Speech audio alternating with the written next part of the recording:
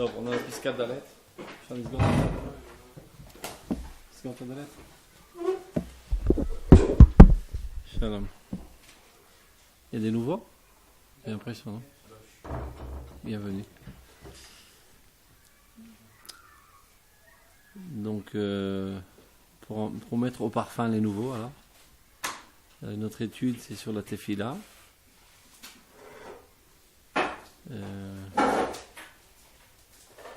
On a vu dans les paragraphes précédents qu'en fait, l'âme prie de manière constante. Prier en hébreu, ça veut dire tfila, qui est la même racine que le mot tfilin, qui est un lien en fait. Que l'âme est en lien constant avec le divin et elle a une seule aspiration qui est d'exprimer le divin en elle. C'est-à-dire de faire en sorte que la volonté divine apparaisse dans la conscience de l'homme dans laquelle elle se trouve. Et l'âme pousse de manière constante à apparaître dans la conscience de l'homme. Donc elle est tout le temps en contact avec Dieu. Et quand vient le moment de la prière technique, qu'on se tient debout avec un livre dans les mains et on dit les mots, en fait, c'est le moment où on dit par des mots clairs ce à quoi l'âme aspire tout le temps, de toute manière.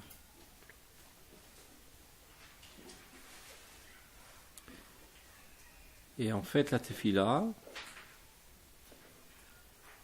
vient redonner à l'homme son véritable rôle, sa vocation. Il risquerait d'oublier quelle est sa vocation dans ce monde. Étant tellement pris par toutes sortes de détails quotidiens, journaliers, de survie, il risquerait d'oublier pourquoi il a été envoyé dans ce monde. Donc 3 fois par jour, on se recommémore quelle est notre nature et dérivé de cela, quelle est notre vocation. Ça veut dire, ce qui nous intéresse, c'est de faire apparaître les idéaux divins. Comment qu'on peut le savoir? Eh bien, les prophètes nous l'ont décelé. Il y a un Knesset Knesset Agdola qui ont formulé la prière, nous ont décelé quels sont les idéaux divins pendant cette ère historique, qui est depuis la destruction du deuxième temple jusqu'à la reconstruction du troisième temple. Qu'est-ce que Dieu attend de son monde? Eh bien, il attend par exemple que tous les Juifs reviennent en Eretz Israël, le Kabetz Yitram Israël. Il attend Boné Binyan Yerushalayim, la reconstruction de Jérusalem. Tant que ces idéaux ne sont pas concrétisés, en quelque sorte, Dieu souffre. Et donc nous sommes associés à Dieu à la concrétisation de ces idéaux. Et c'est la raison pour laquelle on vit. Mais le problème, c'est que dans nos vies journalières, on risquerait d'oublier. On a tellement de soucis très importants à nos yeux, comme manger, dormir, s'amuser, gagner de l'argent pour pouvoir manger, faire des études pour pouvoir travailler, etc., etc. Dans la jungle constante de la vie active, on risquerait d'aller en perdition totale et d'oublier notre vocation. Donc 3 fois par jour, on se répète ce que l'âme de toute manière aspire, mais au niveau de notre conscience, on se le répète. On se le répète pour rafraîchir notre mémoire et renforcer notre conviction et finalement éveiller notre volonté dans ce sens. C'est-à-dire le fait que tu dises Baruch Hashem, Boné Binyan Yerushalayim, béni soit le Dieu qui a reconstruit Jérusalem, c'est pour que tu comprennes que c'est ce qui intéresse Dieu et en fait ce qui intéresse ton âme. Et à force de le dire et d'y être convaincu, tu vas te trouver vouloir agir dans ce sens et agir de fait pour la reconstruction de Jérusalem, pour le ramener des exilés. Et c'est comme ça que tu es associé à Dieu, à l'avancement du monde dans le bon sens. C'est le rôle essentiel de la tefila. Maintenant, on en arrive à la Pisca d'Alet. Quelle? Pas de bénédiction pour l'étude de la Torah. C'est-à-dire que l'âme, elle n'aspire pas au limon. Matachon Adam Dat. De manière générale, Dat Elion et Dat Tarton. Toute connaissance. C'est-à-dire, âme sans conscience est la ruine de l'âme. Une âme qui n'a pas développé sa connaissance, dit le Rambam, Ria Levatala. C'est une créature qui ne sert à rien. quelqu'un qui n'a pas développé son intellectualisme durant sa vie, c'est du gâchis. C'est comme s'il était né pour rien. Exemple. Si j'ai du pétrole, d'accord ? À quoi il sert le pétrole ? Mis à part le fait que c'est un liquide noir avec une odeur désagréable. À quoi ça sert le pétrole ? Hein ? C'est un carburant pour faire tourner les machines. Il y a dans le pétrole de la combustibilité.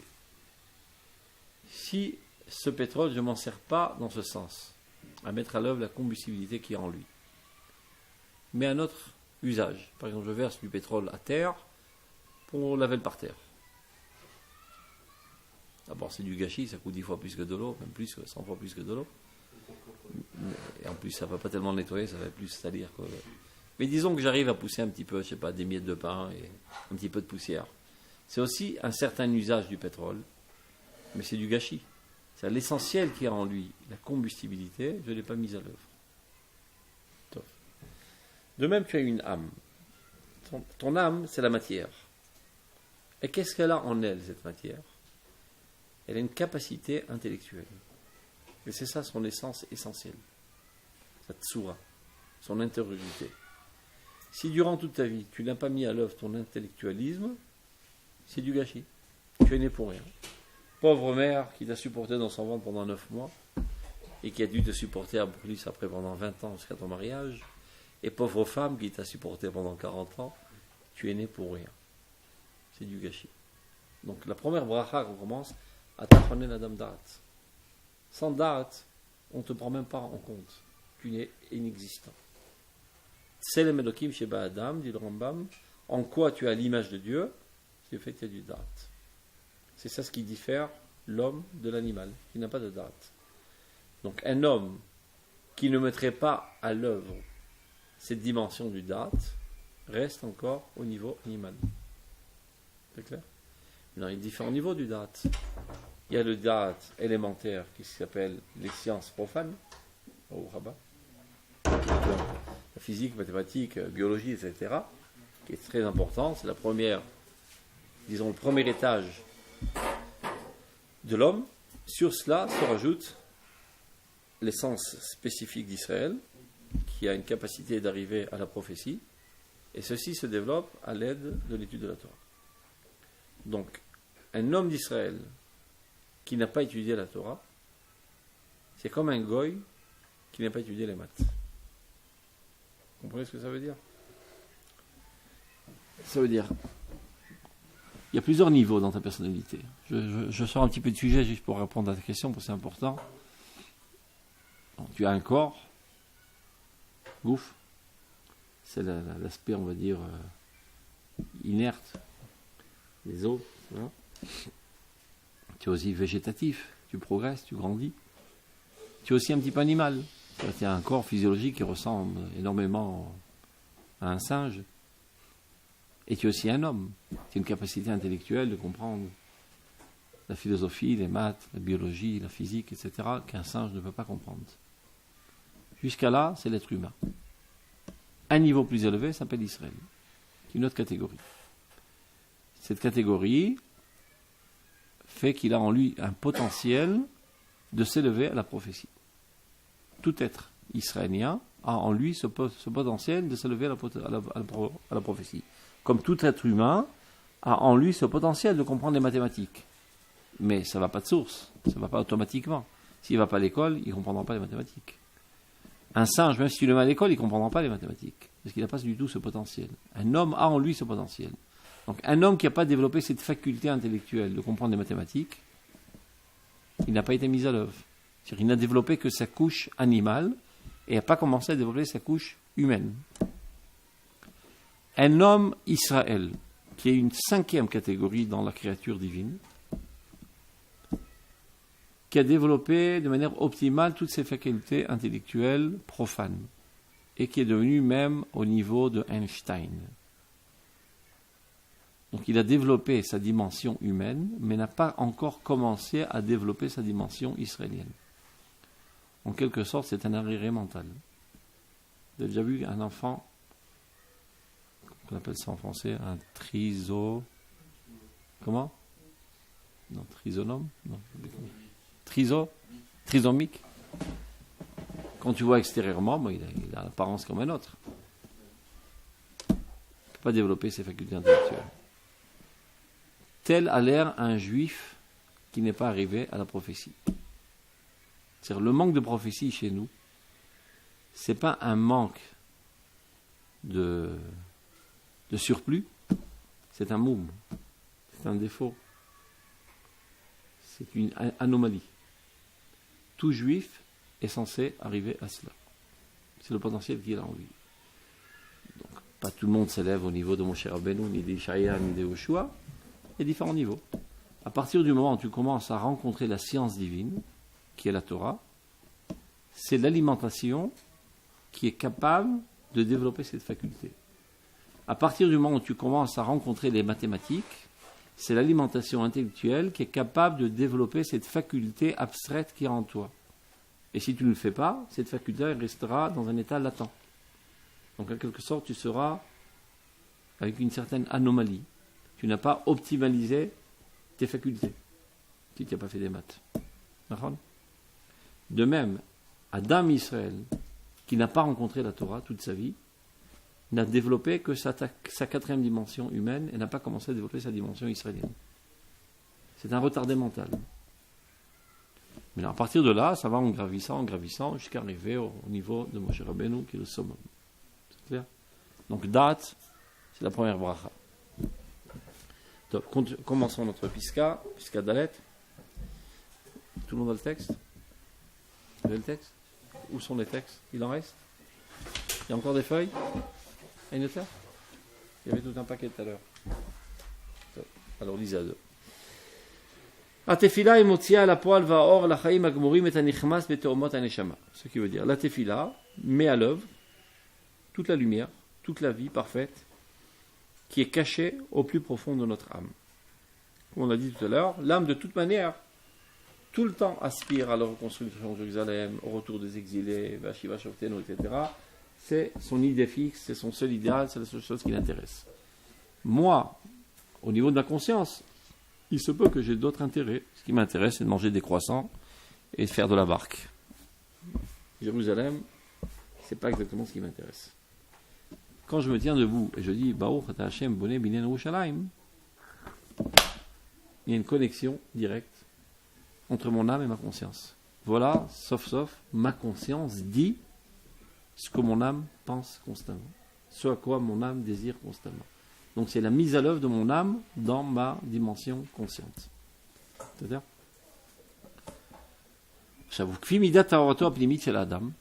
plus l'homme est pur,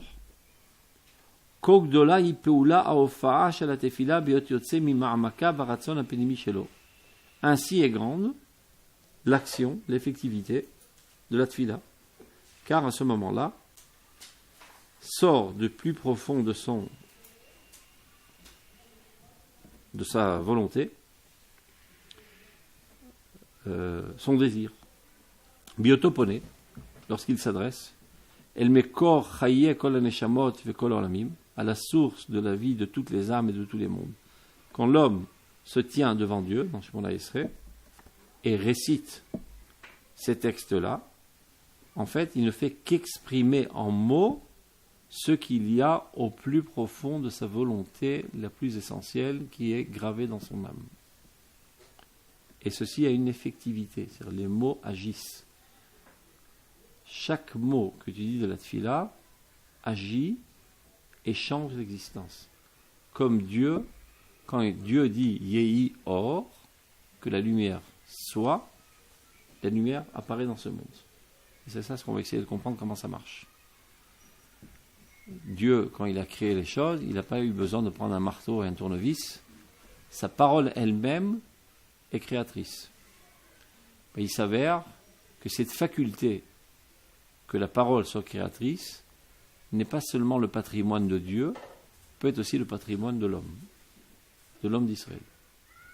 Quand un homme d'Israël dit certains mots, avec une kavana, avec une pureté, ces mots ont une effectivité réelle dans l'existence. C'est ça ce qu'on va développer dans ce texte. Gedola v'nifla'i peulat bituyav al-chaim. Elle est très grande et merveilleuse, l'action de son expression sur la vie, du mot. Amila anixeret. Nixeret, ça veut dire qu'on découpe. Chaque mot, comment on dit un mot en hébreu? C'est quoi le mot mila? Brit mila, c'est coupé. Chaque mot, ça coupe. C'est-à-dire quand je dis un mot, je dis ça et pas autre chose. C'est-à-dire je définis une existence. Donc, Amila anixeret, or gadol shofeaim, fait apparaître dans ce monde une très grande lumière. Meotzrot gnuzim shel chayim ashirim ushmoim b'osham ilekucha. En fait, elle provient, le mot provient de trésors de vie très riches, influençants, ou kfiota mida shel chadira plimit shela. Plus le mot est pénétrant, c'est-à-dire plus toi tu pénètres le mot, plus tu t'identifies avec les mots que tu dis, tu ne les dis pas seulement de manière machinale, mais tu le penses et tu en es en extase des mots que tu es en train de dire. Quand tu dis Baruch Ata Hashem Boné Binyan Yerushalayim et que tu en es affecté du manque de Jérusalem, tu ressens profondément le manque du fait que Jérusalem n'est pas reconstruite et que tu aspires de toute ton âme que Jérusalem soit reconstruite, plus tu es identifié avec les mots que tu dis, plus ces mots agissent et reconstruisent de fait Jérusalem. Ça ne va pas se faire de manière magique que tout d'un coup il y a un bâtiment qui va s'élever. Ça veut dire que toi tu vas exprimer très profondément cette volonté et comme par hasard, le ministre de la construction de Jérusalem, ce bon matin va se lever avec une moustique qu'il a piquée, avec une volonté intense de développer un projet de construction à Jérusalem. Et il ne sait pas d'où ça lui est venu, c'est toi qui as créé cela. Comme de manière générale, tout ce qu'on fait. Tu vois, il y a plein de gens qui ont toutes sortes d'idéaux. On se demande qui les a piqués. Ben, c'est Dieu qui les a piqués. Un beau jour, un bonhomme il se lève, il faut faire pour ramener tous les juifs de France en Israël. Si t'arrives, tu étais comme nous hier. Il était piqué par Dieu. Il a écouté la voix divine qui lui dit va faire ceci, va faire cela. Donc de la même manière que Dieu a une influence sur les hommes, il communique avec l'homme par l'intermédiaire de son âme, sans qu'il écoute des voix pour autant. Même les hommes peuvent avoir des influences les uns sur les autres, du fait que nous sommes tous une seule existence. Sod, Ardout, Aneshamot. En fait, tout le peuple d'Israël ne réalise qu'une seule entité, une seule âme. De la même manière que dans un organisme, dans un corps, si j'injecte de la vitamine dans un doigt, ça ne va pas rester dans le doigt, ça se propage dans tout le corps. S'il y a une des cellules du corps dans laquelle on a injecté une forte dose de matière positive, ça se propage dans tout le corps. Donc quand il y a quelqu'un dans le peuple d'Israël qui est en exaltation de la reconstruction de Jérusalem, c'est qu'il a injecté en lui de la vitamine de volonté de reconstruire Jérusalem. Ceci ne reste pas en lui, ça se propage dans toutes les cellules du peuple. Et il y en a qui sont plus adéquats, d'autres moins, et d'autres qui doivent faire cette fonction, et donc s'éveilleront à faire avancer ces projets grâce à cette prière. Donc la prière est toujours effective. Il n'y a aucune prière qui n'a pas d'effet. Des fois, tu n'en vois pas les effets parce que c'est de manière transitive, à longue échéance, mais quoi que tu pries, ça a toujours une influence. Donc la fois précédente, on avait un petit peu développé, on va reprendre pour les nouveaux comment ça marche. En fait, tout ceci est fondé sur la compréhension profonde du Lashon HaKodesh, la langue de Dieu. On traduit mal, toujours en français, par le mot la langue sainte. Comme Eretz HaKodesh, on a toujours tendance à traduire la terre sainte. C'est une fausse traduction. La terre sainte, ça se dit Eretz HaKdosha. Eretz HaKodesh, c'est la smichut. Vous avez appris un petit peu de grammaire en hébreu? Smichut, Eretz HaKodesh, ça veut dire Haaretz Shel HaKodesh. La terre du Kodesh. C'est qui le Kodesh? Kudsha Berichu. Akadosh Baruch Hu, qui est la source de toute sainteté, c'est lui le Kodesh. Donc la terre d'Israël est la terre de Dieu. les goïms ont mal à comprendre comment un terreau de boue qui est matériel puisse appartenir à la divinité. Donc ils ne sont pas capables de dire Eretz HaKodesh, donc ils disent ça en anglais Holy Land, ce qui veut dire Eretz HaKdosha, alors qu'on aurait dû dire The Land of the Holy, la terre du saint. Non, mais dans la conception chrétienne, le divin, c'est seulement abstrait. Le concret, ça appartient au Satan. Le matériel appartient au Satan. La politique au Satan. Les femmes, n'en parlons plus, la concrétisation parfaite du Satan. Chez nous, si bien l'âme que le corps appartient à Dieu, on est là pour unir les deux mondes. Donc on n'a aucun problème de dire Eretz HaKodesh, la terre de Dieu. La terre qui est faite de boue, elle est divine. Et bien de même, Lashon HaKodesh. Lashon HaKodesh, ce n'est pas une langue comme une autre langue qu'on a sanctifiée en jetant dessus des eaux pures. C'est la langue avec laquelle Dieu parle. C'est la langue de Dieu. Quand Dieu a créé le monde, il n'a pas parlé en anglais. Il a parlé en hébreu. D'ailleurs, c'est la seule langue.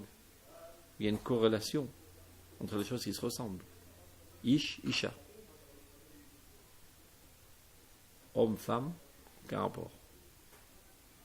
Man, woman, aucun rapport. C'est pas la même racine. Il faut qu'il y ait le mot man. Adam, Adama. Adam, il vient de la terre. Adama. C'est-à-dire. Donc c'est la langue de Dieu. C'est la langue avec laquelle Dieu a créé le monde. Toutes les autres langues sont des langues conventionnelles. C'est-à-dire le fait que ceci s'appelle table et ceci s'appelle chaise, c'est totalement fortuit. On n'a pu décider autrement. Il faut bien qu'on fixe quelque chose pour qu'on puisse communiquer. Quand je te demande un marteau, tu ne m'apportes pas un tournevis. Comme le fait qu'on s'arrête au feu rouge et qu'on roule au feu vert, il n'y a pas un rapport essentiel entre le fait de rouler et la couleur rouge.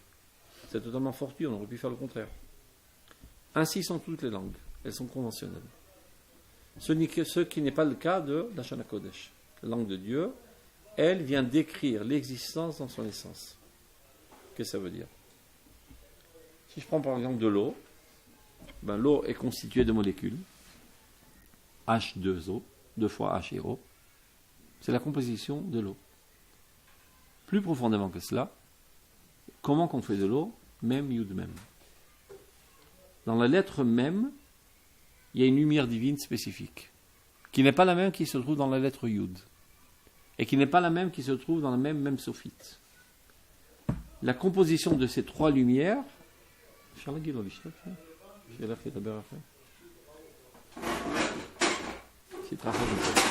donc quand on met la lumière divine qui se trouve dans le même, avec celle du Yud et celle du même, ça crée de la lumière. C'est comme ça qu'on fait. Toute existence qu'on voit aujourd'hui n'est qu'une projection tridimensionnelle d'une certaine lumière divine. Comme par exemple ce que je suis en train de voir là. C'est un bout de chair. Avec un beau pull, un beau pantalon, des belles lunettes. Mais il est évident que je ne te vois pas. Je ne vois que ta projection tridimensionnelle. Comme quand je te parle, c'est pas ce bout de chair qui est en train de parler, ni encore ma cervelle, c'est mon âme qui est en train de communiquer avec toi à travers ces intermédiaires. Donc tout ce qu'on rencontre ici ne sont pas les essences, mais les dévoilements de l'essence. C'est clair? L'essence première, c'est le divin. Akol nimsa mamitat imatzoo shel HaKadosh Baruch Hu, dit le Rambam. Tout se trouve par l'existence divine qui s'y trouve. C'est-à-dire le fait que ce verre existe, c'est parce qu'il y a du divin en lui. Si j'en retire le divin, ça retourne au néant total. Non, le divin est infini et apparaît sous différentes facettes. Une infinité de dévoilements de ces divins. Donc, un des aspects du divin apparaît sous forme de Mem, et l'autre sous forme de Yud, l'autre sous forme de Kaf. Kaf Bet Otiot, ces 22 lettres, sont, on va dire, les 22 atomes essentiels à partir desquels on crée toutes les existences. Et Akash Baruch Hu demande à Adam Arishon de donner des noms aux créatures. Donc il y a un défilé d'animaux qui passe devant lui. Il voit un lion. Il appelle ça Arié. Et Dieu donne attestation. Kenhu. Bien visé. C'est-à-dire bien visé, évidemment. Si de toute manière c'est le premier homme, il peut dire ce qu'il a envie. C'est à l'unanimité. Si c'était conventionnel. C'est pas conventionnel. Adam Arishon était un prophète bien plus grand que Moshe Rabbeinu. Zihara Ila. Il voit cet animal qui fait waouh. Il observe bien, comme un scientifique avec un microscope qui observe un verre d'eau, H2O. C'est de ça qu'est composée cette eau. À un niveau plus élémentaire, plus profond que moléculaire, et atomique et même énergétique, même Yud même. Adam Rishon voit cet animal, il comprend que cet animal est composé de Aleph, Resh, Yud, He. Dieu lui dit, Kenu, tu as bien vu, Ari. Et ainsi de suite. Tous les animaux défilent devant Adam Rishon, il leur donne des noms. Donc Adam Rishon décèle l'existence dans son origine. C'est la Shana Kodesh. Et quand Dieu veut créer des créatures, il se sert de Otiot HaKodesh. Et Dieu nous a fait une fleur, a donné à nous, au peuple d'Israël, cette langue miraculeuse qui s'appelle la Shana Kodesh. Et quand on s'en sert, il suffit qu'on a la pureté adéquate au niveau du comportement, au niveau des traits de caractère, etc., au niveau de la compréhension, qu'on puisse nous aussi manipuler ces lettres et créer des existences. Okay, si vous voulez dire? Est-ce que la prononciation, elle est importante? Ouais.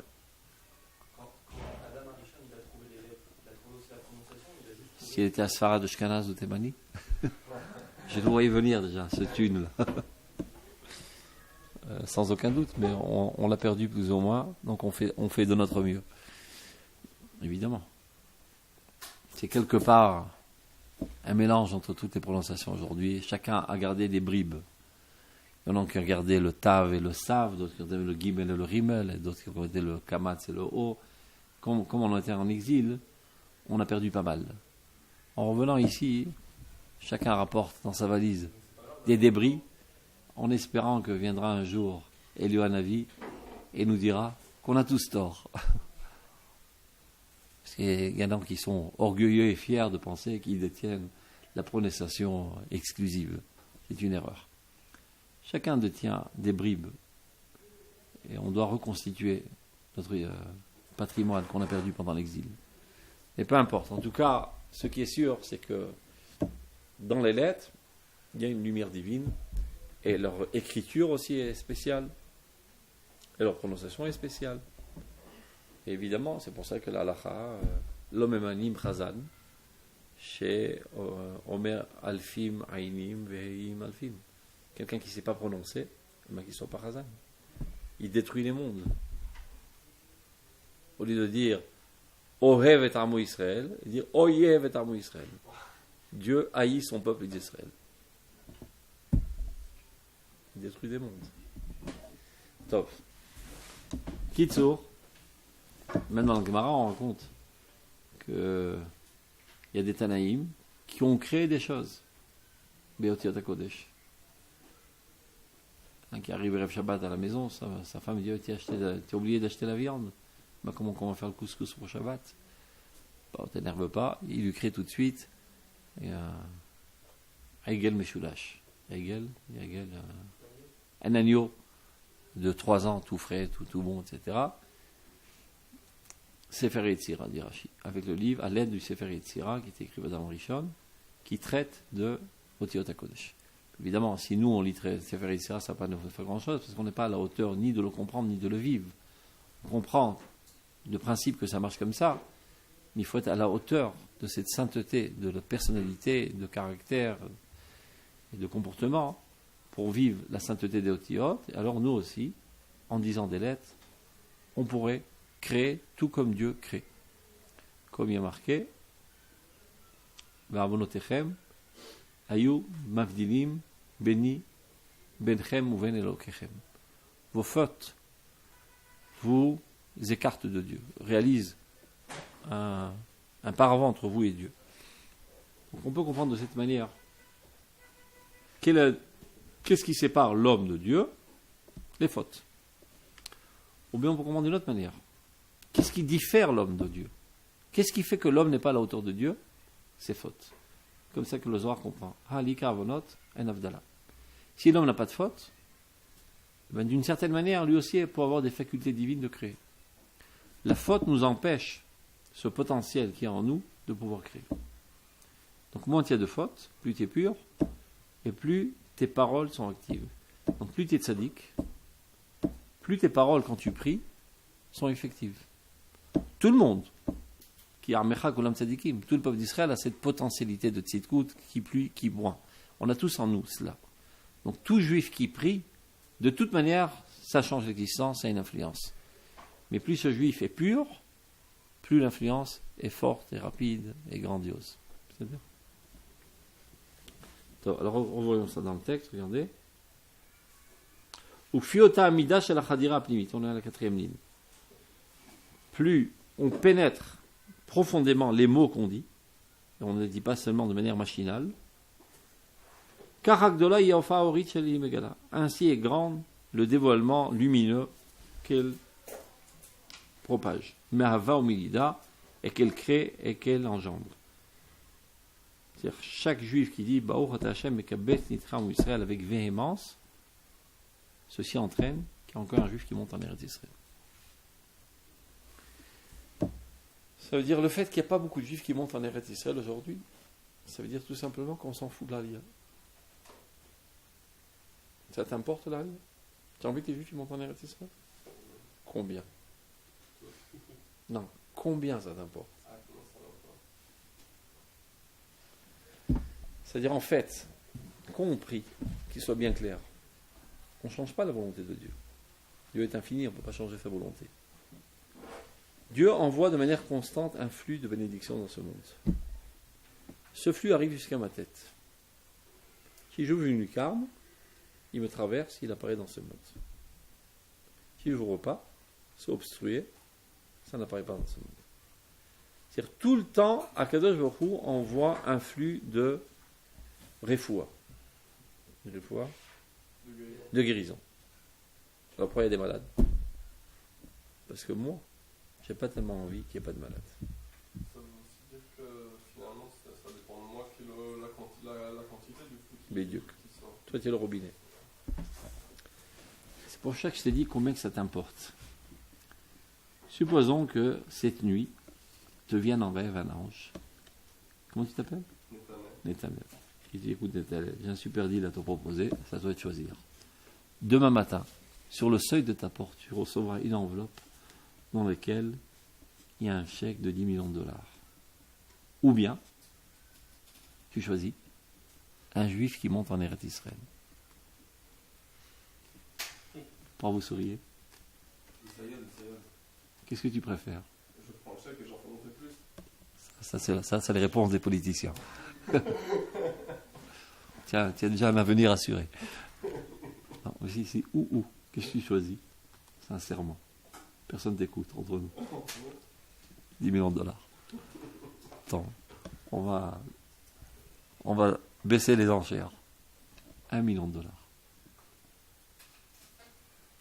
1 million de shekels. 100 000 shekels. 10 000 shekels. Commence à réfléchir. Dans 1000 shekels. Je renonce à 1000 shekels pour un juif. C'est-à-dire pour toi, et pour la plupart d'entre nous, c'est ce que vaut l'aliyah d'un juif. Je suis prêt à payer 1000 shekels. Je suis prêt à renoncer à 1000 shekels pour qu'un juif monte en Eretz Israël. Ça veut dire que Dieu envoie un flux de kibbutz galuyot dans un tuyau qui a 10 milliards de kilomètres de diamètre. Mais ça doit passer par ton tuyau à toi, qui a un demi-millimètre de diamètre. C'est le goulot de la bouteille. Donc ça sort au compte-gouttes. Et c'est pour ça qu'il y a si peu de juifs qui montent. Chaque prière que tu fais, Baruch Ata Hashem Boné Binyan Yerushalayim, est censée intensifier en toi la volonté de Kibbutz Galuyot. Si jusqu'à présent tes volontés les plus ardentes étaient de gagner beaucoup d'argent, d'avoir une belle bagnole, d'avoir une belle nana, etc., etc. Mais non, ça m'intéresse aussi que les Juifs montent en Eretz Israël, au moins comme avoir une belle bagnole. Ça serait déjà pas mal. Donc si le goulot de ta bouteille était d'un demi-millimètre, après une fila deviendra 1 millimètre. Donc c'est effectif. S'il y a plus de flux qui va apparaître, il y aura plus de Juifs qui monteront en Eretz Israël. Et à Mincha, tu prieras avec plus de kavana. Ceci après que tu aies étudié au Beit HaMidrash l'importance de l'Aliyah. Parce que quelque chose dont tu ne comprends pas l'importance, tu ne peux pas le vouloir. C'est clair. Si je te dis par exemple maintenant, je t'ordonne de vouloir X. Ouais, c'est bien drôle, mais c'est quoi X? D'abord, tu dois comprendre c'est quoi X, et elle doit être convaincue que ce X est quelque chose de bien. Donc au Beit Midrash, tu apprends l'importance des idéaux. Tu te convaincs de l'importance des idéaux.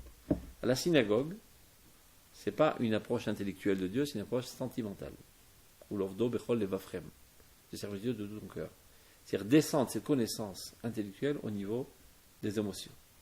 T'enthousiasmer de ces connaissances. Donc, hier j'ai compris l'importance de Kibbutz Galuyot à un niveau X. Au niveau de la traduction émotionnelle, je m'en trouve encore à X-100. C'est toujours un décalage. Donc, j'ai prié plus fort, je suis arrivé à X-50. Après un an, je suis arrivé à X. Parfait. Maintenant, je re-rentre au Beit HaMidrash. Je comprends l'importance de Kibbutz Galuyot à X plus 1000. Ma prière ne se trouve qu'à X. Je dois fermer encore une fois l'écart. Et ainsi de suite. Plus j'étudie, plus je descends. Je intériorise, je concrétise au niveau des émotions. Une fois que j'ai fermé l'écart, j'étudie encore plus haut. Et au fur et à mesure, le goulot de ta bouteille s'élargit, et de plus en plus de flux divins apparaît dans ce monde. C'est ce qui fait la différence, que quand moi je prie, ou quand un tzaddik prie. Parce qu'un tzaddik, ça fait déjà, il a 30 ans d'expérience, de prière, de volonté intense, de volonté sûre. Il a élargi ses volontés, il a élevé ses volontés, il a des volontés nobles et grandioses et pures, etc. Et donc le flux divin apparaît par lui bien plus rapidement. C'est le rôle de prière. Mais quoi qu'il en soit, chaque juif qui prie, le fait même qu'il prononce ces mots, je ne veux pas me choisir du mot magique parce que ça fait un petit peu mystique, ce sont des mots magiques. C'est Chachmé Knesset Agdola, qui eux ont formulé ces prières, parmi lesquelles il y avait 3 Nevi'im, ont su traduire les idéaux divins dans des mots très précis qui ont une action effective sur l'existence. Qu'on les comprenne ou qu'on ne les comprenne pas. N'oubliez pas que pendant 2000 ans, les Juifs n'ont pas parlé l'hébreu. C'est très nouveau que les Juifs comprennent l'hébreu. Tu comprends l'hébreu? C'est un miracle. Ton père ne parlait pas l'hébreu, ni ton grand-père. Mais ton père a prié pendant 2000 ans. Ça fait 2000 ans que les Juifs prient sans rien comprendre. Alors ils ont perdu leur temps, ils n'ont rien compris. Les mots eux-mêmes ont une effectivité sur l'existence. Évidemment, Kefir Khadira, plus tu les pénètres, les mots, plus tu les comprends, plus tu les vis, plus l'intensité de l'influence est grande. Mais quoi qu'il en soit, ils agissent. Donc, plus tu les pénètres, d'abord par la compréhension élémentaire. Tu ne comprends pas l'hébreu, prends une traduction en français. Après, il ne suffit pas de comprendre. Encore faut-il aussi le vouloir. Bon, j'ai compris Kibbutz Galuyot. Mais à vrai dire, je m'en fous de Kibbutz Galuyot. J'ai besoin de ces blancs-becs français qui viennent manger notre repas en Eretz Israël. Il y a des Juifs qui pensent comme ça en Eretz Israël. C'est-à-dire, ils disent tous les jours, Baruch Hashem Kabbalah Sitram Israël, mais ils haïssent tous les Olim Khadashim. Parce que c'est pas qu'ils viennent prendre notre pain. Nous, on a tramé, on a fait la guerre, où ils viennent tout pimpant, comme ça, ils reçoivent le salklita, etc. Qu'est-ce qu'on a besoin de ces parasites? Donc, ils vivent dans une contradiction interne. À la prière, il dit certaines choses, mais véritablement, il vit une toute autre dimension.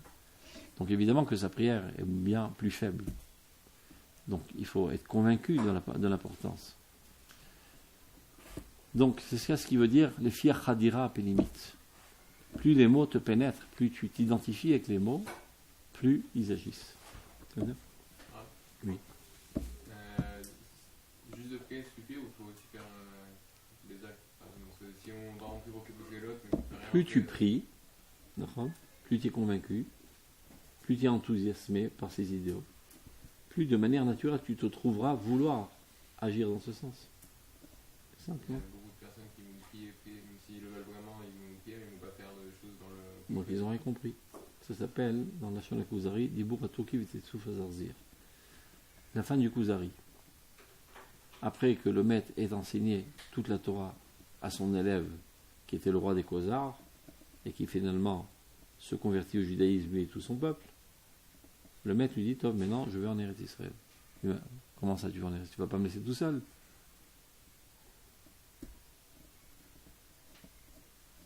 Mais en plein milieu du discours, tout ça c'est une métaphore, c'est un dialogue imaginé par Rabbi Yehuda Levi qui théoriquement aurait eu lieu 500 ans avant entre le roi de Khazar et ce sacré rabbin. Évidemment, ce n'est pas le protocole des discussions qui ont eu lieu. C'est vrai que historiquement parlant, il y a eu un tel événement, mais le dialogue qui est là, c'est Rabbi Yehuda Levi qui l'a inventé pour véhiculer les fondements de l'Emouna de manière plus agréable, parce que c'est un dialogue, donc c'est plus intéressant. Donc, entre autres, il traite de l'importance d'Eretz Israël dans ce livre. La centralité d'Eretz Israël, etc. Donc, après que le maître enseigne au roi des Khazars la centralité d'Eretz Israël, le roi lui dit, alors qu'est-ce que tu fous là? Ça fait 3 quarts d'heure là que tu me fais un discours enthousiasmant sur l'importance d'Eretz Israël et tu habites en Espagne ou, je sais pas, en Khazar avec moi. Il me fait Biashtani Meler Khazar. Tu me fais honte en public, tu me fais rougir. Il lui fait, alors si je comprends bien, toutes tes prières, tu dis tous les jours, etc.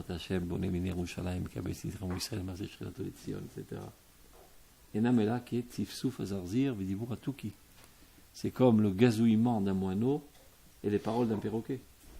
C'est du bluff tout ce que tu racontes. Imagine un juif à Paris, qui a son sidour et qui prie avec véhément, il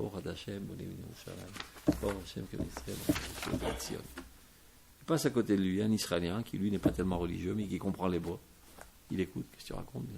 Tiens, $400, va t'acheter un billet d'avion, vas-y. Tu me déranges dans ma prière. Tu es un clown. Ta prière ne vaut pas un sou. Tu as l'air d'être exalté d'un certain idéal, mais au moment où tu dois le concrétiser, tu dis tu me déranges, donc c'est du bidon. Donc ça prouve véritablement que tu n'es pas exalté. C'est de la frime. C'est clair? Si je t'adore, qui est l'être que j'aime le plus dans ma vie? Tu me dis, tu peux m'aider à lever la table? Ah non, j'ai pas le temps. C'est de la rigolade. Si vraiment je t'adore, donc je suis prêt à tout pour toi. Si j'aime Dieu, et Dieu veut qu'on s'en hérite d'Israël, et je ne suis pas prêt à œuvrer dans ce sens, à monter moi-même, à faire monter les autres, ça prouve tout ce que je raconte, c'est du bidon. C'est clair? Donc à force de répéter de manière sincère, et d'être enthousiasmé de manière sincère, et pas seulement machinale, finalement ça va éveiller la volonté, et finalement je me retrouvais dans une galère à œuvrer dans ce sens. Et ainsi de suite pour Bnei Yerushalayim, Kibbutz Galiot, Achon Adamdat, Ashiva Shoftenu. De dire tous les jours Ashiva Shoftenu Kavarishana, ce qui veut dire remet en place tous nos systèmes juridiques selon la Torah. Parce qu'aujourd'hui, malheureusement, il y a une grande profanation du nom de Dieu dans l'État d'Israël, c'est que les systèmes juridiques ne sont pas selon la loi juive, mais selon la loi turque, romaine et anglaise, bien qu'on soit ni romain, ni anglais, ni turc. Donc minimum d'amour propre, on ne l'a pas, et on se fait juger selon la loi des goïms qui, eux, ont mal copié la loi juive. Donc on se sert de la copie, qui est une falsification de la loi originelle divine. C'est un manque d'amour propre impardonnable. Donc on dit tous les jours, Ashiva Shoten Kavrishana. Donc il y a un bon juif, un bon yid, froum, tu dis ça tous les jours.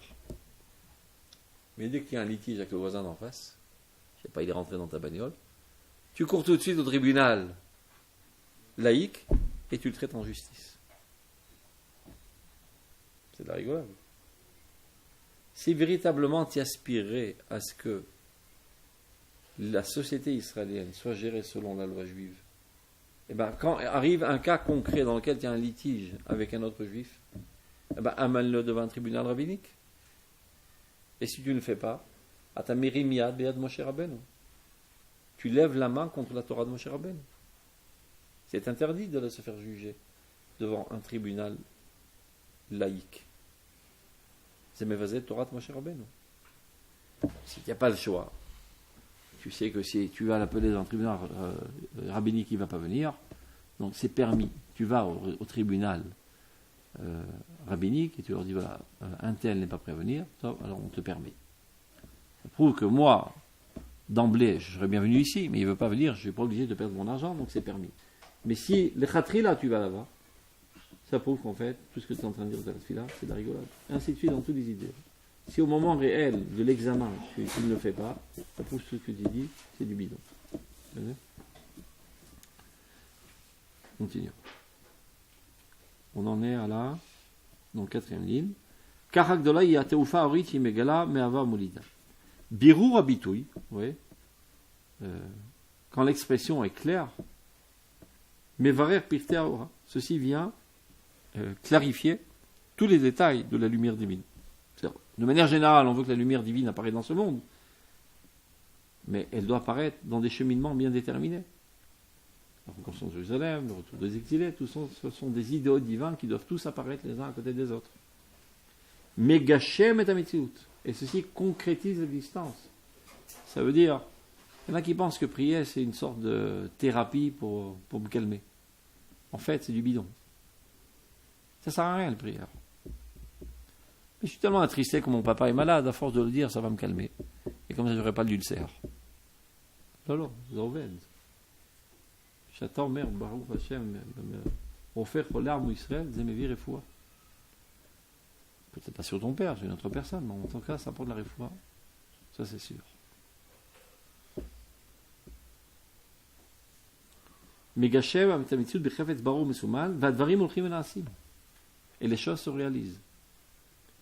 Il est quasiment impossible qu'une prière n'ait pas un impact sur l'existence. Ça a toujours une influence. Maintenant, imi poel et pulata al pi amatara pratit amesuyama shela. O mesabevet drachim rabim usubachim. Elem ipleot demim deim. Est-ce que ta prière agit selon l'objectif spécifique que toi tu t'es déterminé, ou bien qu'elle entraîne toutes sortes de causes, de relations de cause à effet, qui finalement met en place une nouvelle existence? Tout ceci dépend que des secrets de Dieu. C'est pas toi qui es à même de le comprendre, mais de fait, ça agit toujours. Il y en a qui disent, bah, j'ai prié, finalement ça n'a rien donné, j'ai perdu mon temps. Non, ça agit. Tu ne sais pas en quoi ça agit, peut-être que les répercussions tu les verras dans 10 ans, ou même dans 2000 ans, mais de toute manière ça agit. Tu ne vois pas toujours les répercussions. Et des fois, ce qui toi t'a stimulé à prier, c'est pas que seulement ce qui intéresse Dieu. Ça veut dire, il expliquera ça plus loin dans une des piscautes. À tout instant, Dieu scanne toutes les âmes. Tous les instants. Donc il est en train de scanner Netanel même. Il sait exactement où tu t'en trouves. Il s'avère que ce Netanel a une importance catégorique dans le monde. Il est coincé aujourd'hui au niveau X. Et il y a un besoin urgent et imminent que Netanel avance de X à X plus 10. Il n'a pas tellement envie, il s'est positionné, il est bien à sa place, il n'a pas envie de bouger. Donc Dieu doit le piquer pour le faire avancer. Donc ce qui intéresse Dieu, c'est de te faire avancer de X à X plus 10. Oh mais toi tu n'as pas envie de bouger. Alors Dieu va créer des circonstances environnantes qui vont t'obliger à bouger. Lo alenu, lo alecha. Tout d'un coup, il y a quelqu'un de très proche qui est malade. Oula. Donc ça chamboule toute ta vie quotidienne et tu commences à voir les choses d'une autre manière. Tu commences à prier Dieu de tout ton cœur, etc., etc. D'être chagriné par la souffrance de cette personne, alors qu'avant ça, tu étais quelqu'un, je ne parle pas de toi, totalement enfermé sur toi-même, et égoïste et égocentrique, à cause de cette douleur, cette souffrance douloureuse de ce proche, ça te rend plus sensible à la douleur. Ben, c'est exactement ce qu'on voulait. Et tu as progressé. Donc, c'est-à-dire, on pourrait penser qu'on prie pour écarter nos souffrances. C'est-à-dire quand il y a une tuile qui nous tombe sur la tête, on commence à prier. Donc c'est pour ça qu'on prie. C'est exactement le contraire. Dieu crée des manques pour qu'on prie. C'est jusqu'à présent, tu t'en foutais un petit peu de la rifoua, parce qu'il y avait d'autres chats à battre. Et là, ça te touche de près, la rifoua, parce que c'est un proche. Tu commences à prier. Et tu vois que le bonhomme, il ne guérit pas encore. C'est pas ton fils, ton frère, ta mère, il ne guérit pas. Puis voilà, je ne vais pas prier que pour ma mère, c'est pas sympa. On va prier pour tous les malades. Tu sais quoi? On va prier pour tous les gens qui souffrent. Pas seulement les malades. Pour tout le manque de bien qu'il y a dans ce monde. Donc tu étais un petit mec de rien du tout, qui vivait tes 4 coudées de ton individualisme le plus aigu. Et voilà que tu commences à avoir des pensées plus larges, du bien-être des autres, du bien-être du peuple, du bien-être de l'humanité. C'est QFD. C'est exactement ce qu'on voulait. Tu étais X, on t'a fait procès à X plus 10. Pour ce faire, on avait besoin de te stimuler, de rendre quelqu'un qui était proche malade. Une fois que tu auras gravi les échelons, tu arriveras à 10, on n'a plus besoin, on enlève la maladie. Donc, on ne prie pas pour combler les manques, mais exactement le contraire, Dieu crée des manques pour qu'on prie. Donc c'est pour ça qu'il dit, des fois on ne comprend pas exactement comment ça marche. Tu pries, tu dis, j'ai prié, ça n'a rien fait. Tu penses que ça n'a rien fait. Ça fait énormément de choses. Je donne un exemple. Supposons que j'ai un champ, mais je n'ai pas le temps de m'en occuper, donc je prends un ouvrier qui s'en occupe pour le nettoyer, le labourer, etc. Oui, mais cet ouvrier, c'est un fainéant de première, il ne fait rien, ni laboure, ni il enlève les pierres, ni rien du tout. Il y a une source de l'autre côté du champ, il aurait pu creuser et faire des sillons pour irriguer tout le champ, il ne fait rien, c'est un glandeur. Donc le champ reste dans son état catastrophique. Mais, à mon bonheur, à l'autre extrémité du champ, il y a une petite fleur dont cet ouvrier en est amoureux. Il aime énormément cette fleur. Donc qu'est-ce qu'il fait? La source se trouve à l'autre extrémité. Donc il commence à creuser et il fait un sillon qui est censé venir irriguer sa petite fleur. Entre-temps, on a gagné que tout le champ a été irrigué. Lui, ce qui l'intéressait, c'est la fleur. Mais ce qui, moi, m'intéresse en tant que propriétaire, et d'ailleurs, c'est moi qui ai planté cette fleur pour qu'il se réveille, ce fédéral, c'est qu'il m'irrigue tout le champ. Et j'ai gagné, finalement, le champ a été irrigué. Il peut arriver de manière tragique que, finalement, tout le champ a été irrigué, et la dernière de goutte n'arrive pas à la fleur se fane et elle meurt. Vous avez compris le Nimshal. Dieu va apporter de la réfoua dans tous les mondes. Il y a énormément de malades dans ce monde. Et il n'y a que toi qui peux prier. Dieu a scanné toutes les âmes, tu es à l'intersection des chemins, et c'est toi qui bloques tout. Tu n'as pas envie de prier. Alors Dieu va faire en sorte, je prends un autre exemple, pas pour toi, Monsieur X, qui a quelqu'un qui lui est très cher, qui est très malade. Alors il prie, et il prie, et il prie. Et chaque fois qu'il prie, il ouvre le goulon de sa bouteille, il s'élargit, il s'élargit. De plus en plus de flux de réfoua apparaît dans ce monde, et ça porte des réfoua à des milliers de personnes. Mais était décrété que son fils mourrait de toute manière. Donc la réfoua n'est pas arrivée à son fils finalement. Bah mince, alors j'ai prié pour rien. Non. De manière effective, tu as changé le monde. Si tu pensais que la prière c'était pour toi, tu t'es gouré. Parce qu'il n'est pas marqué ou la voix de tatsmecha, ou l'ovdo bechol efrem. La prière est un service divin. C'est pas l'ishkat asad, c'est pas le bureau des réclamations, la prière. C'est Avodat Hashem. Dieu est intéressé à ce qu'il apparaisse dans ce monde quand il y a quelqu'un qui est malade. Cholé. C'est-à-dire, ou le bari. Pourquoi on appelle ça bari? Quelqu'un en bonne santé. Bari, c'est une notion de boré. Le créateur apparaît plus en lui que quelqu'un qui est malade. Quelqu'un qui est alité. Il n'est pas fonctionnel. Donc il y a moins de divinité qui agit en lui. Donc qui en souffre? Dieu en souffre. Dieu ne se dévoile pas de manière optimale comme il aurait voulu se dévoiler, parce qu'il est malade. Donc une véritable prière est de dire la chose suivante. Dieu. L'action de base est que tu veux te dévoiler. Maintenant ce bonhomme il est malade. Il ne te dévoile pas. Les mancha Hashem, Rapeoto. pour toi, Dieu, guéris-le. C'est clair? C'est ça une véritable tefila. Pour toi, Dieu, qui est c'est un service de Dieu. C'est pas pour moi que je prie, c'est pour lui. Mais non, Dieu a créé ce monde de manière telle que son apparition dans ce monde dépend de l'homme.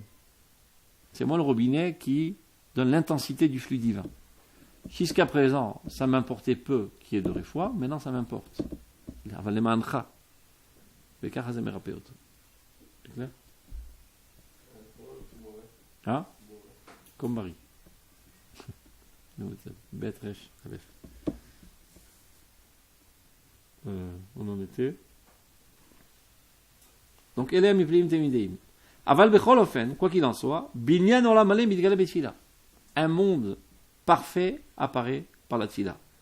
Ben Botak Voa Musuderet Veshavel Alkol Nefesh, soit la tfila fixe, qui est pour toute âme, c'est-à-dire la tfila de Shmona Esrei, qui a été fixée par Chazal. Ben Bota Pratit Anovat Mimke Levav Kol Yechid Kol Tzibour. Donc, soit une tfila indépendante, une tfila individuelle, de tout individu de Tzibour. Des fois, il y a quelqu'un qui est en détresse, il commence à prier tout seul. Cette tfila aussi agit. Il y avait des vieilles grand-mères qui ne savaient pas lire ni rien du tout, qui se mettaient dans la mezouza, attrapaient la mezouza et commençaient à réciter tout sur. On ne savait pas ce qu'ils racontaient. Cette tfila. Et ça agit dans le monde. Les filles Matzarav et Tzarav selon ces situations. Yachad, maintenant. Imkol atchunot haolamiyot haelyonot vatachtonot, imkol hashtalmut hamaasit vachevratit hasiklit vemalachutit shadam olech umishtalem bahem. C'est-à-dire parallèlement, avec toutes les investigations de l'homme dans la perfection du monde. On est tout le temps en train d'agir pour parfaire ce monde, pour développer le monde au niveau scientifique, technologique, etc. On investit énormément d'efforts. Et grâce à cela, l'homme arrive à une vie plus agréable. Et c'est ainsi que le monde va en se perfectionnant. Pas seulement de manière extérieure, mais même de manière intérieure, c'est-à-dire la morale humaine s'élève, etc., grâce à tous les efforts humains. Mais parallèlement à tout cela, et avant tout cela, doit devancer tout cela l'arrangement intérieur. Ça veut dire, on agit sur le champ de l'action tous les jours, chacun dans son domaine. Je suis là en médecine, je suis là en technologie, je suis là en agriculture, je suis là en sécurité. On est tous en action constante, et c'est très important, c'est comme ça que le monde se développe. Avant d'agir dans le monde du concret, du réel, il faut agir dans l'existence interne. Et ceci se fait par la tefila. Ça veut dire, je peux agir et faire toutes sortes de projets pour augmenter le nombre de juifs qui vont venir de France en Eretz Israël cette année. Donc je fais toute une stratégie de combat, et je prends des conseillers, et j'investis de l'argent dans de la pub, etc., etc. C'est très important de le faire. Avant tout cela, ce qui doit devancer tout cela, c'est de changer l'intériorité de l'existence. Par ma prière. Que moi, dans mon intériorité, je veuille profondément l'aliyah des Juifs. Et c'est ça qui va ouvrir le shefa. Et après, quand je descendrai dans le monde du concret, ça marchera beaucoup mieux. Donc il faut toujours travailler dans les deux dimensions parallèlement. La dimension interne d'abord et avant tout, après traduire ça dans le monde du concret. L'un sans l'autre ne marche pas.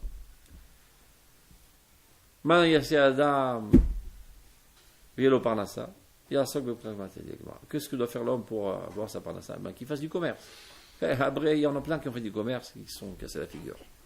Alors qu'ils prient. Il y en a plein qui ont prié, ils ont fait du problème. L'un sans l'autre, ça ne marche pas. Il faut les deux. Le rassi, il vient chez le rabbi. Rabbi, je veux un enfant. Tu peux me porter un enfant? Oui. Tu t'es marié? Non. Comment ça? Et si le rabbi, il peut porter un enfant sans se marier? Non. Il va te marier d'abord. Bien, le bonhomme, il prie tout le temps. Que la belle princesse descende du ciel et qu'il trouve son chidour. Et tu ne vas pas le rencontrer comme ça miraculeusement, ton chidour. Investis des efforts. Je ne sais pas, va demander à des gens qui t'aident, rendre des sites de rencontres. Investis tous tes efforts pour la rencontrer. Mais ça ne suffit pas. Il faut aussi prier. Et tomber sur la bonne. Et après que tu sois tombé sur la bonne, que tu ne sois pas assez idiot pour rater le coche à cause de toutes sortes d'idioties. Donc, il faut toujours construire d'abord l'intériorité, après traduire ça dans le monde du concret. C'est ce qu'il veut dire. Donc, Tavo Berosh Kula, ce qui doit dévancer tout, Ota Ahasdara Pnimit, de mettre de l'or d'abord dans la réalité intérieure de l'existence. Rosh Kalagourmim, ce qui est à la cause de tout ce qui existe.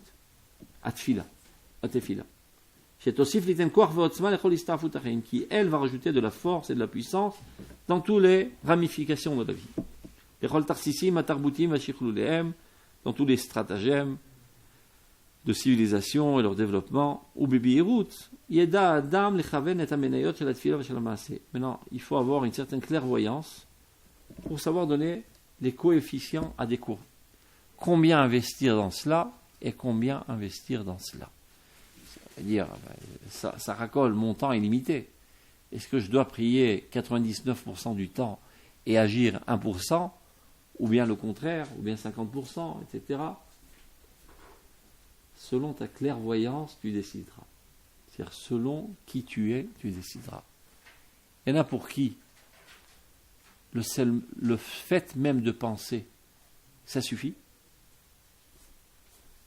Et d'autres qui doivent agir énormément. Ça dépend qui tu es. Il y a des grands tzadikim qui veulent profondément l'aura simplement des exilés en Eretz Israël. Ils ne rêvent que de ça. Ils pleurent toutes les nuits sur ça. Toutes leurs prières, en sanglots, ils pleurent pour le retour des Juifs en Eretz Israël. Et il peut s'avérer que ces gens ont bien plus d'influence sur l'Aliyah des Juifs que des gens qui travaillent 24 heures sur 24 dans les bureaux de la Souknoutz. Comment ça marche? Eux, ce sont les artistes de la création du monde intérieur. C'est leur domaine, c'est leur spécialisation. Tout dépend qui tu es. Et tu ne peux pas faire ça de manière artificielle. Et de te la jouer que tu es un grand sadique alors que tu es un type normal. Chacun doit savoir quel est son niveau. Et en fonction de ça, décider combien investir de coefficients sur ça, combien de coefficients sur cela. Il y a des tzadikim, marshava poelet. Leur pensée même agit. Tout comme Dieu. Dieu, il n'a pas besoin de prendre un marteau et des tournevis pour créer le monde. Sa pensée agit elle-même. Plus tu es en proximité avec Dieu, plus cette caractéristique divine se trouve en toi. Vekut Vashem, Osa Tadavek Moanidbak. Plus tu es d'avec Vashem, plus tu ressens en toi ces facultés divines de créer par ta propre pensée, ta propre volonté ou ta propre émotion. Chacun à son niveau. Et donc, d'une certaine manière, c'est un petit peu du gâchis. Si quelqu'un est à la hauteur où ses pensées, ses volontés, ses aspirations agissent déjà, bon, c'est du gâchis de s'en servir à d'autres objectifs. Parce qu'au même moment, il pourrait penser à 10 idéaux et les enclencher. Alors que s'il va s'adonner de manière active à un seul idéal, il n'en fera qu'un. Tout dépend où il se trouve dans la hiérarchie de la pyramide. Il ne faut pas se tromper. Si tu te prends, tu es un mégalomane, tu te prends pour le tzaddik du Dor, alors que tu es un nul, c'est aussi du gâchis. Du moment que tu sois effectif dans le monde de l'action. Donc celui qui est sincère, qui connaît sa place, il sait plus ou moins trouver son équilibre. C'est ça ce qu'il veut dire. Ou Beibirut Yeda Adam. L'homme le saura. Il suffit qu'il soit sincère. Les Chaven trouvent la juste mesure des Menayot, des coefficients. Chez la Tfila et chez la Maaseh. Et chez l'Itkelulutam Zebazé et leur complémentarité l'un avec l'autre. Qui beti bet Tfila Ikare le Kol Amim, qui à vrai dire, ma maison est une maison de Tfila pour Kol Amim. C'est-à-dire pour tout le monde y trouve sa place. Qui plus, qui moins, qui plus de prière, moins d'action, d'autres plus d'action, moins de prière. Tous ensemble agissent dans ce sens. Et on a fini pour aujourd'hui. Et bon appétit.